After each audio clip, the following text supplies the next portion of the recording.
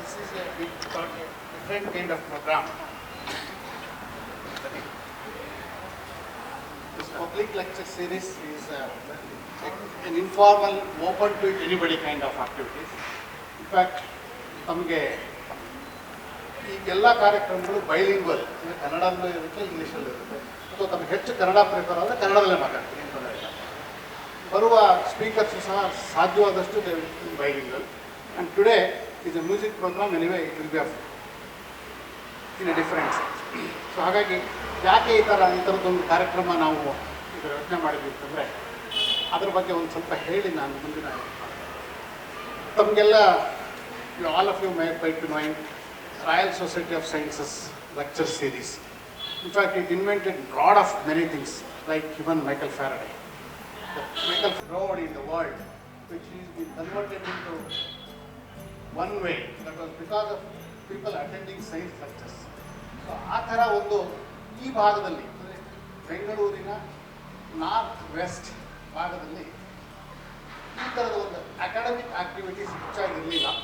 ಅದನ್ನು ಆರಂಭಿಸಬೇಕು ಅಂತೇಳಿ ಸೌಂದರ್ಯ ಶಿಕ್ಷಣ ಸಂಸ್ಥೆಯ ಹಿನ್ನೆಲೆಯಲ್ಲಿ, ಆ ಸೌಂದರ್ಯ ಪದದಲ್ಲೂ ಕೂಡ ಆ ಸೌಂದರ್ಯ ಲಹರಿ, ಶಂಕರಾಚಾರ್ಯರ ಸೌಂದರ್ಯ ಲಹರಿಯ ಹಿನ್ನೆಲೆಯಲ್ಲಿ ಶ್ರೀಯುತ ಮಂಜಪ್ಪನವರು ಆರಂಭಿಸಿರುವ ಹಿನ್ನೆಲೆಯನ್ನು ಇಟ್ಕೊಂಡು ಈ ಒಂದು ಕಾರ್ಯಕ್ರಮವನ್ನು ಸೌಂದರ್ಯ ಲಹರಿ ಪಬ್ಲಿಕ್ ಲೆಕ್ಚರ್ ಸೀರೀಸ್ ಅನ್ನೋ ಹೆಸರಿನಲ್ಲಿ ಆರಂಭಿಸಿದ್ದೇವೆ.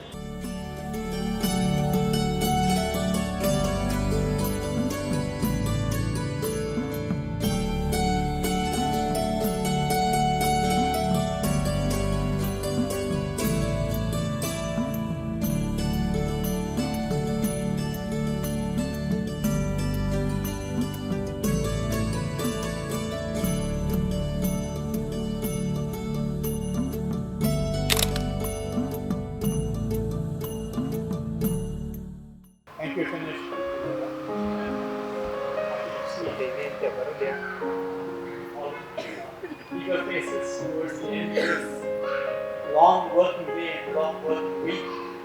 So really congratulate you and also admire the kind of energy that you bring with you.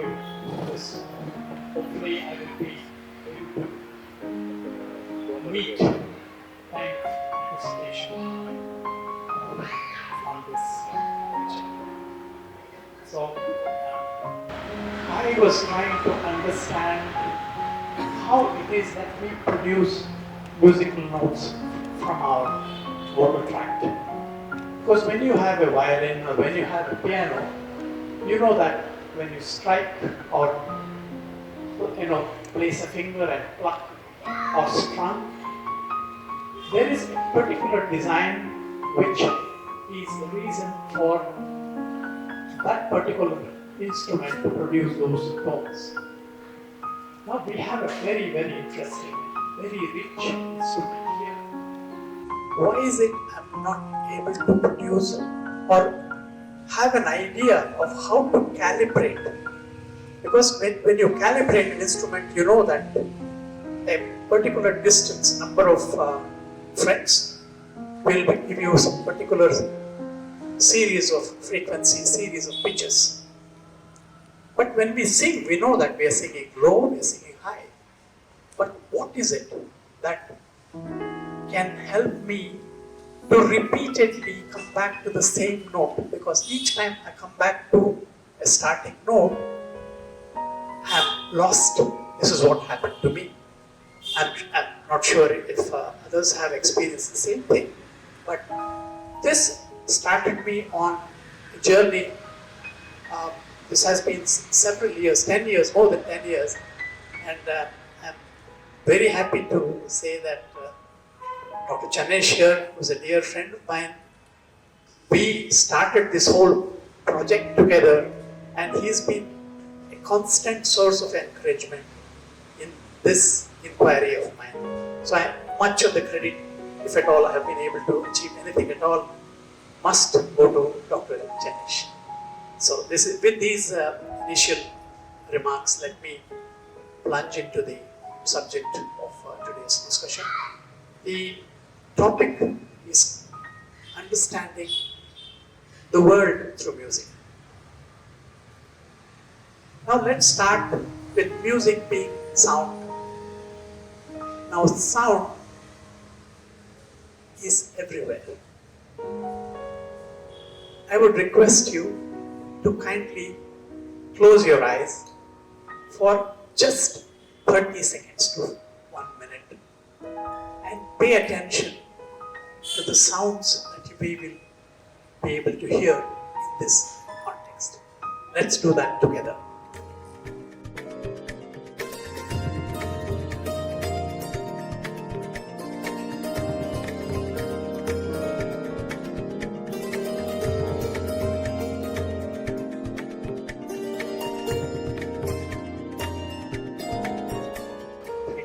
Thank you for your patience.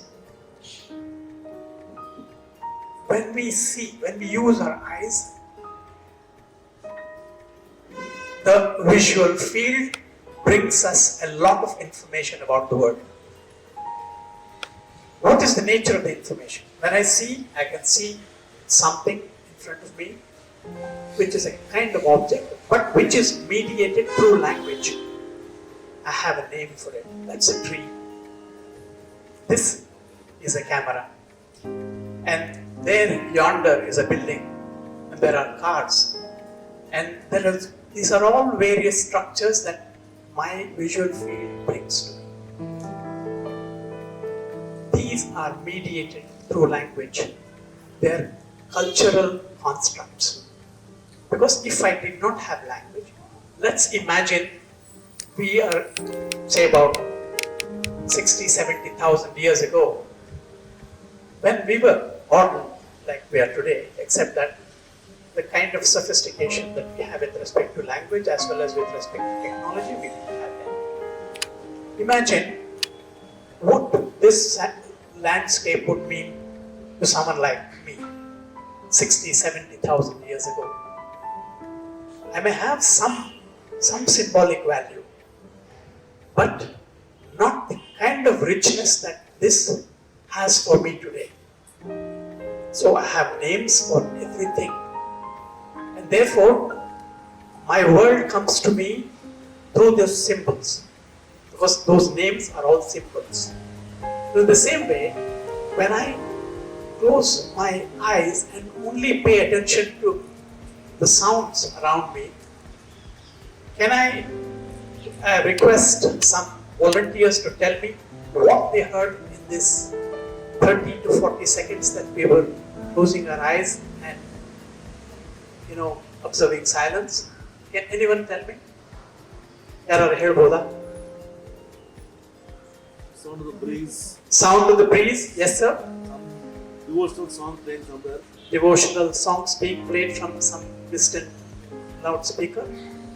Water running. Motors running, yes ma'am. Your heartbeat, wow. Your ears are extremely sensitive, that's really nice. Yes ma'am. Yes ma'am.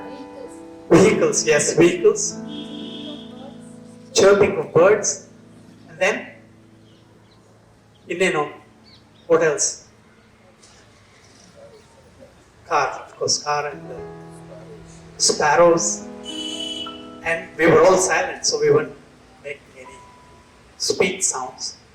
Sparrows indeed, yes.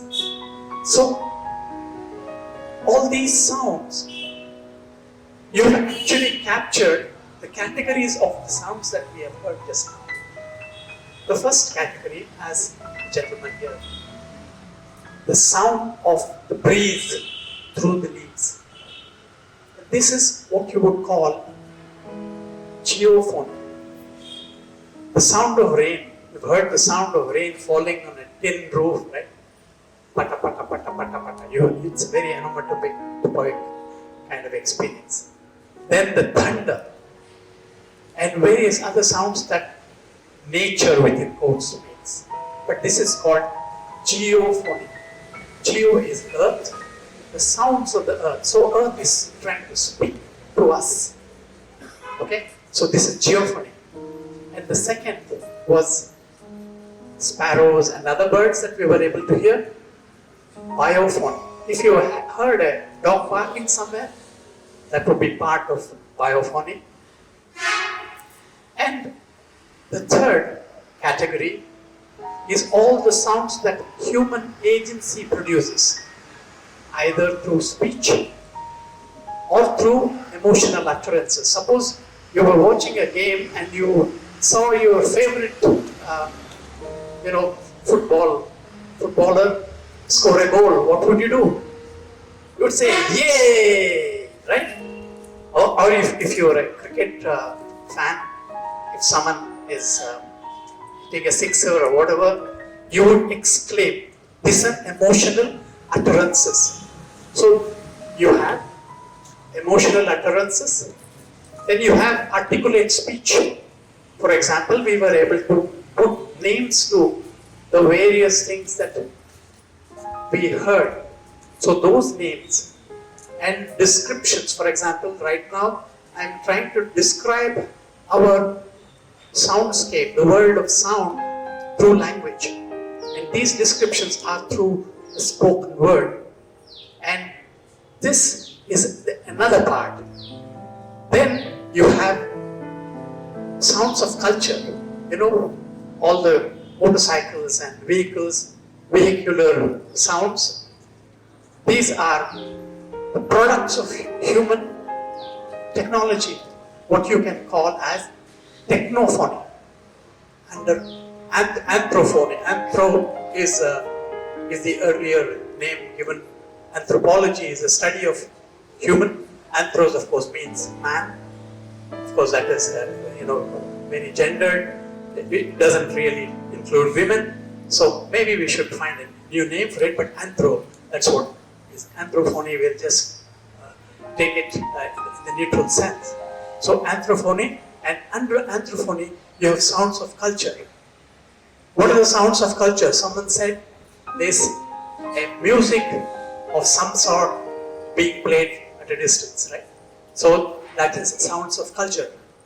Then technophony. What actually is mediating my voice right now with all the sounds, those sibilants that you can hear. These are popping sounds, right? And these are part of technology.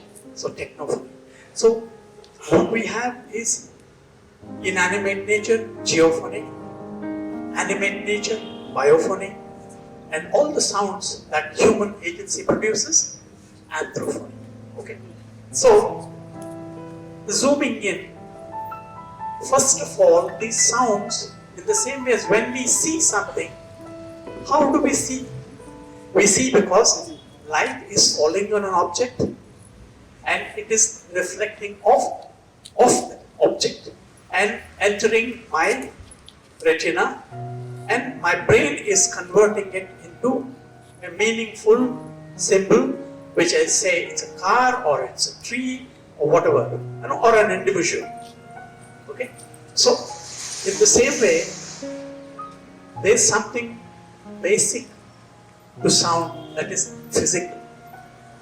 You can hear a high pitch or a low pitch. For example, when an infant, the first cry of an infant is an example of a very high shrill pitch. Now, as we grow older, the pitch becomes slightly lower, except that there is a clear distinction between the voice of a female and the voice of a male. That is because of the structure of our anatomy, the vocal anatomy. The larynx, that's where all the sounds are produced in our throats. It's called the larynx. There's a glottis, there's an opening, and there is a vibrating membrane. The level of that is lower in men and higher in women. And because it is smaller, you see when we were children, I'm sure all these little ones would know, you can make a kind of whistle by just curling up a leaf and blowing through it. Have you tried? Madidira whistle, sir? Huh? Hag ಮಾಡ್ತೀರಾ ಅದನ್ನ? Come up. Yeah. Please tell everyone how you do that. Yeah. we have to take the leaves and we have to cut off the down one little and we have to fold it to the circle and we have to press in the middle and we have to blow. Very good. Excellent. What's your name? Manoj. Manojan. Very good. See, now what does Manojan say? He says you make that into a kind of tubular piece and reduce it in such a way that you force the air through this. The smaller the gap, the shriller the voice, the shriller the sound it's producing. Thank you, Manojan. That was really very helpful. I'm sure all of you will come up and help me as we go along. That's the whole idea, right, Dr. Chanesh? So this is exactly, I'm really happy that you're participating. So what is happening is we have physical sound, you have pitches, and you have loudness. I can speak softly, or I can speak loudly. I can also speak in a way that has a movement which is up and down. Pitch is going up, and what is happening along what axis is it? Manojan, can you tell me what is this axis? Anyone else? Come up. There is pitch is in this direction, up and down, and what am I producing the pitches in? What is the abscissa? Yes? Yes. I heard something. Sir, up and down. Up and down the pitches. Sir, when That's up and down, right? In any guess? Yes, ma'am. Okay, waves. Yes, there are waves, but what is the abscissa? What is the x-axis? Does it represent? Yes? No, frequency is in the y-axis, up and down, right? Exactly. Thank you, doctor. Time. So you have pitches, time. So sound in time.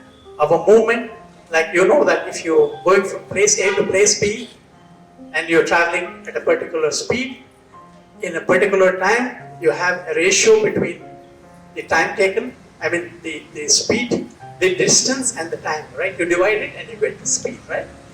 Similarly, this is what. So the kind of information that we get from sound, first of all, that it is physical, it has pitches, it has loudness, and loudness is measured in what? Can anyone tell me? Decibels. Yes.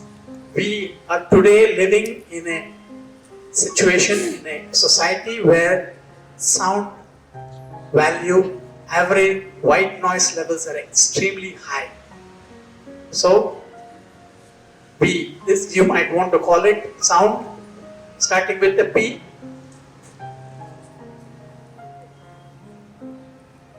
P, sound, something which is undesirable. Pulse. No, pulse is a description of something. Something you don't want. Like there's a lot of gas in the air. Yes, it's a sound pollution, right? See, of course, this is part of day-to-day life. So physical.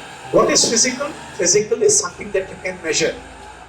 And there is yet another physical quality, characteristic of sound, that is timbre.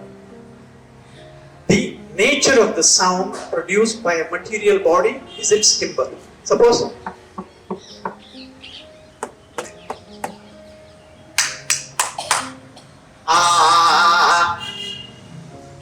so each of these has different timbre. Although it may be at the same pitch, it has a particular quality. And this particular quality depends on the material. Suppose you have a metal string and you pluck it. What sound do you get? Can you describe a metallic sound? Tinny, shrill, right? Or it could be, if it's a lower tone, it could be nice. But if children are playing on a wooden surface, what is the sound they produce with their feet? thudding sound, right? Daba, daba, daba, daba, daba. Right? So these are characteristics of the material which is producing the sound. This is called timbre. T-I-M-B-R-E. Not this is T-M-I-M-B-E-R, timbre. What B-R-E is the timbre. Okay? Of course, they pronounce it as timbre, but I have learnt it right from my childhood into my adulthood. So I will still say timbre. Okay? So what is happening is we have physical sound. It is coming into my ears and it is producing vibrations which my ear hears. So the second part is that my physiology is combination of physics and biology, because I am a biological being. So when there is something physical, when I see something, there is light which is physical, but when it comes into my eyes and onto my retina and it is processed, what is happening there is physiology. So physics becomes physiology, and finally it is interpreted by the brain. So the brain brings in information of my past experiences. It is making sense. Is the sound good? Not good? Is it happy? Should I go towards it? If it is, say, Manojan, I'll say, hello Manojan, right?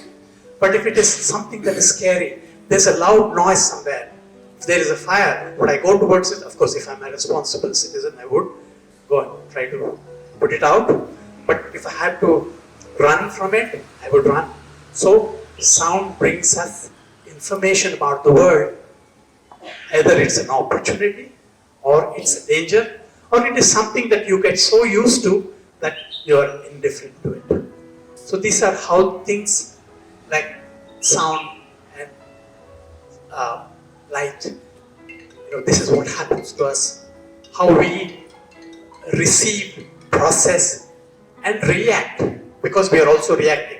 So we have physics, we have physiology, we have cognitive science. What the brain does is cognitive science, right? So this is a kind of foundation for us to appreciate some of the things I'm going to play for you right now. Some clips I have curated for all of us to hear. I hope you will enjoy that. After that, there's going to be work. We need to do it. So please pay attention. Enjoy yourselves, but please pay attention. Okay.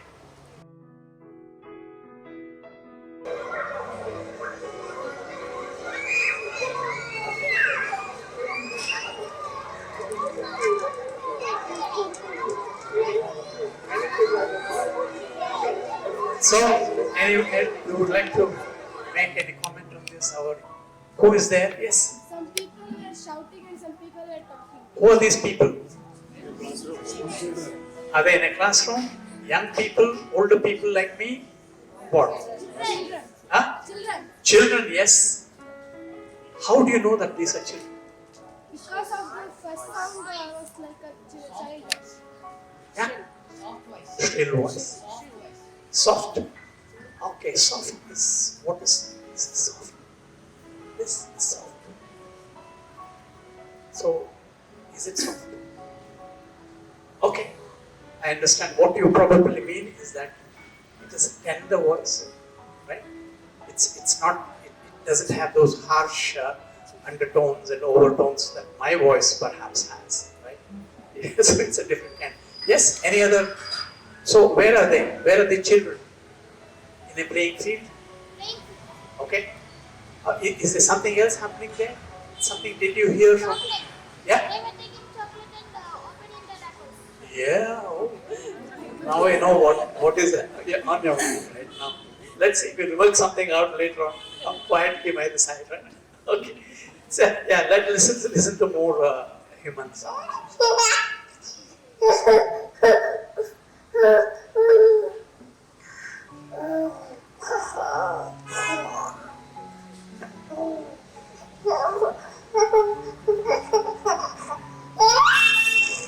Okay, so can you tell me what? Of course, this is so obvious. So, can you guess the age of this infant? Yeah, a few months maybe, right? Because there is an attempt to There are gurgling sounds, attempt to speak the first sounds, the first articulate sounds that the infant wants to make. Okay. So this is the information you have. So this is called the timbre. It's high, shrill, you can make out, then yeah.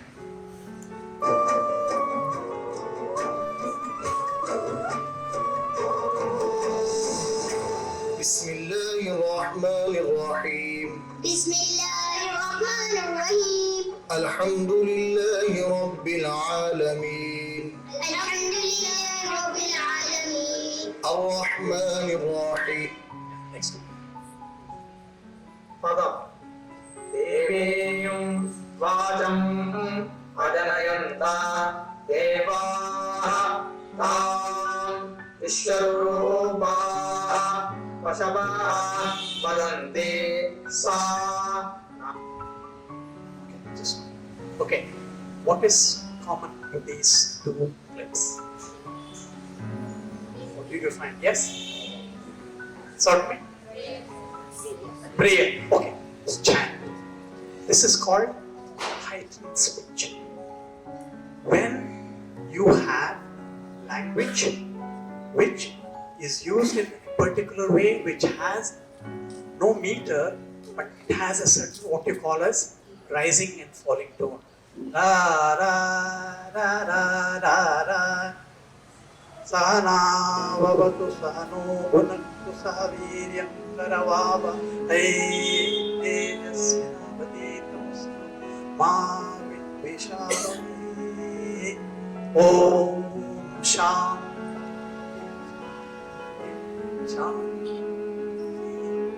Repeating but in such a way is called heightened speech. It is neither conversational nor musical in the sense that it has will come to music. I don't want to jump the cue. Some more, please.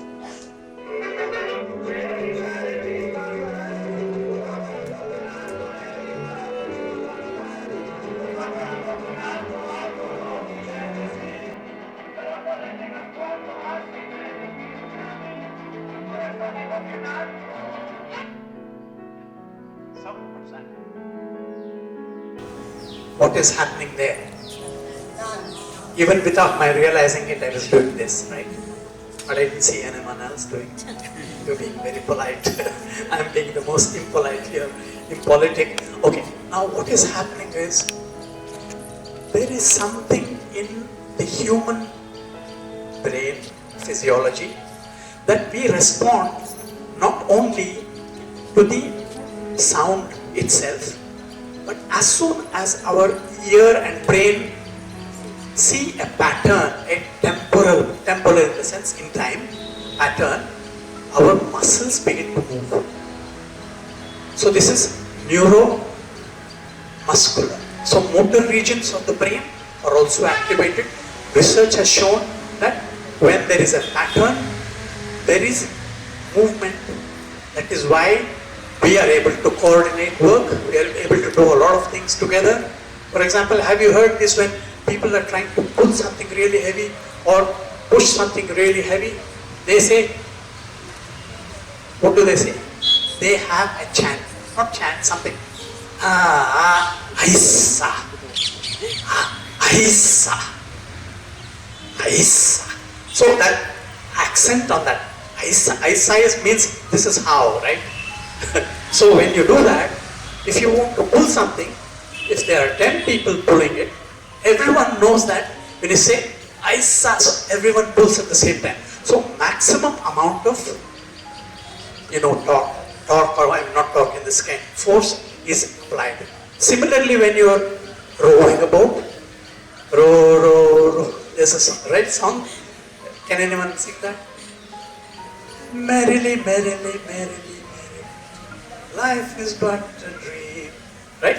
Okay. So how do you row your boat?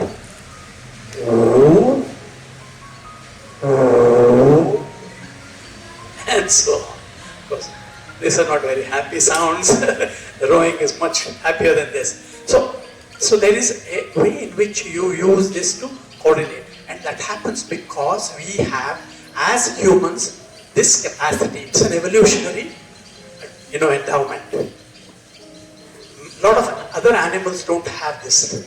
They have tried out with other animals like apes, and also there is a cockatoo called snowflake.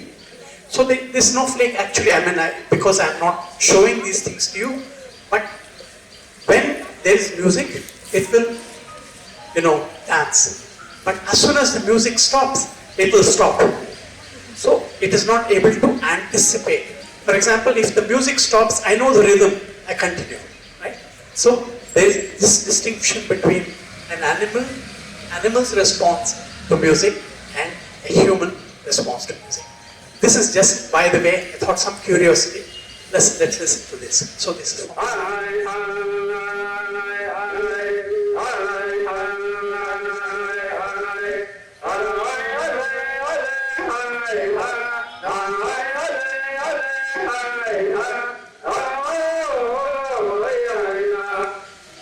what would that be?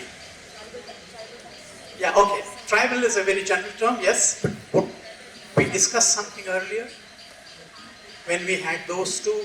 One was the teaching of the azan, that Allahu Akbar. Then we had this vikrit. Yeah, this one is a chant. Is also heightened speech. Okay? It is part of the rituals of every society in the world. Every society, they have found, they may not have numerals. There are societies in the Amazon basin that do not have arithmetic numerals. They have some ways in which they represent numbers. You have numbers, numerable, innumerable, and things that you cannot count, countable, uncountable. These things they don't have, but they have music. So music seems to be very, very fundamental to human species.